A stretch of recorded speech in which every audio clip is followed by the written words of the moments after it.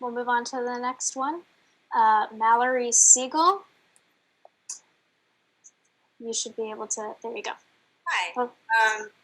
So I am in the DPATS program, and this is my final semester. Wow. And I have a question for David.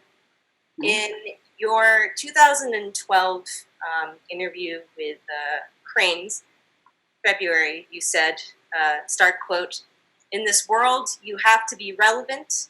We need to match our programs to which parts of the economy are expected to grow.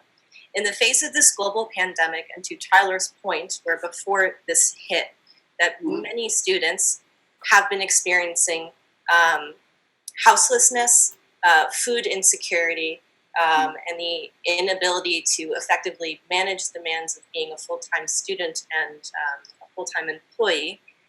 Now, with this growing rate of unemployment and a global recession, in addition to the 3.8% tuition hike, which would have the average annual tuition being $51,000 a year, how are the programs now being offered, and for the following semesters, matching the ways in which the economy is expected to grow?" Well, I would say, great question. I would say that the current programs are not. And given what's happening in the economy, that's what we have to work very hard on going forward, both for the fall and then for the future of the university. There are many trends going on in the economy, but also in higher education.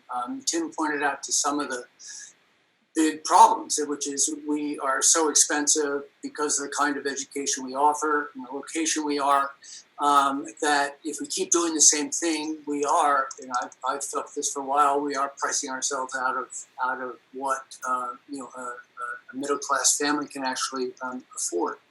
So I think there are going to have to be very substantial changes in how we do the education.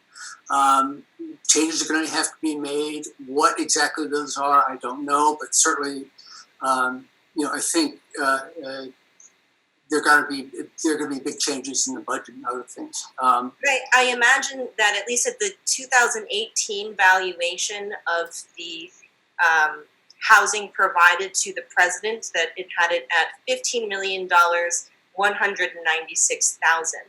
And although that the cost estimated for tuition refunds is 80 to 90 million, do you think that having the university pay you over $1 million a year and take care of your housing, which is valued at almost over $15 million, do you think that that's fundamentally unfair? Because I think that's fundamentally unfair.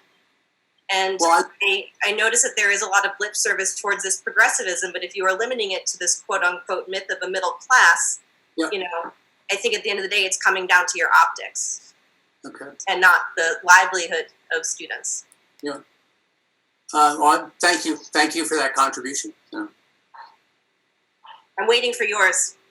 We're moving on to the next person to make sure we can get through as many questions as we can.